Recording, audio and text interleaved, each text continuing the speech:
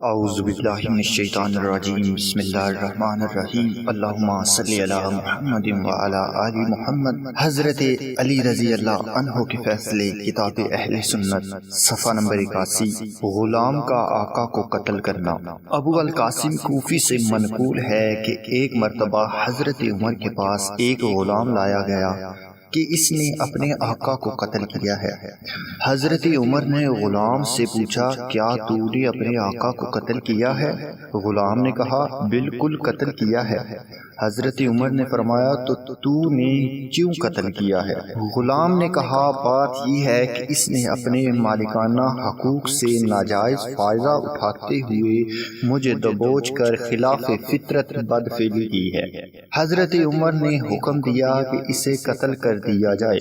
حضرت علی کو معلوم ہوا تو آپ فوراً مسجد میں تشریف لائے اور حضرت عمر سے عرض کیا کہ اے عمر، 3 دن تک اسے کوئی سزا مت دیں، اسے زندان میں ڈال دیں اور اس کے دعوے کی تصدیق ضروری ہے۔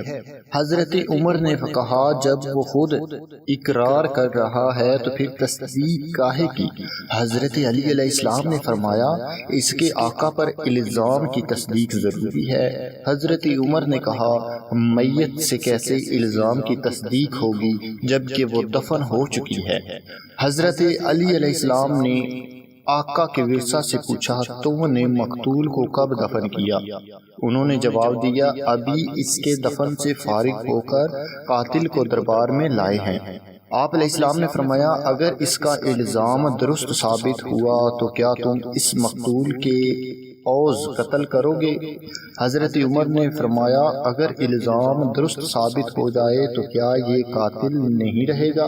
جواباً حضرت علی علیہ السلام نے جواباً عرض کیا، کیا اسلام کسی مسلمان کو اس بات کی اجازت نہیں دیتا کہ وہ اپنی عفت کا تحفظ کرے؟ حضرت عمر نے کہا، گویا اگر الزام ثابت ہو جائے تو اسے قتل نہیں کیا جائے گا؟ حضرت علی علیہ السلام نے فرمایا، جی ہاں، اسے قتل نہیں کیا جائے گا۔ حضرت عمر نے کہا، اب میت سے الزام کیسے ثابت ہوگا؟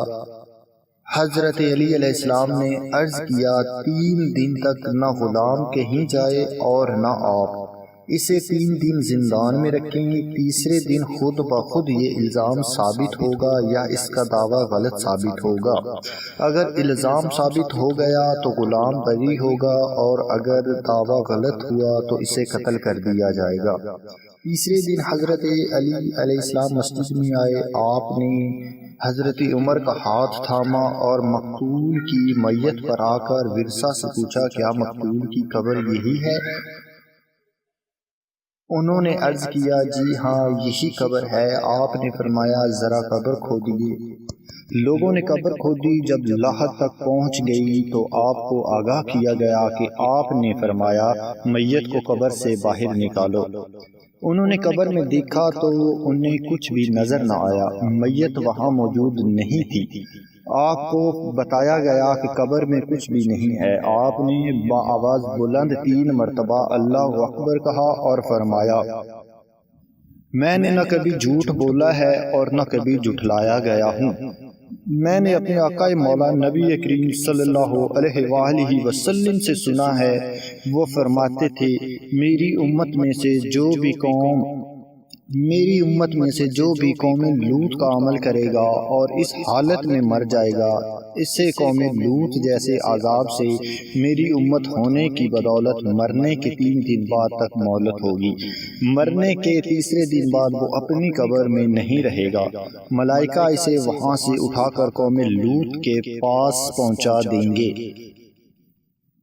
قوم لوط میں یہ بد فعلی پائی جاتی تھی کہ وہ مردوں سے، وہ لڑکوں سے جو ہے وہ کرتے تھے، بدفعلی کرتے تھے، مباشرت کرتے تھے، تو اللہ تبارک و تعالیٰ نے ان کے اس جرم کے بدلے ان پر عذاب نازل کیا اور انہیں برباد کر دیا۔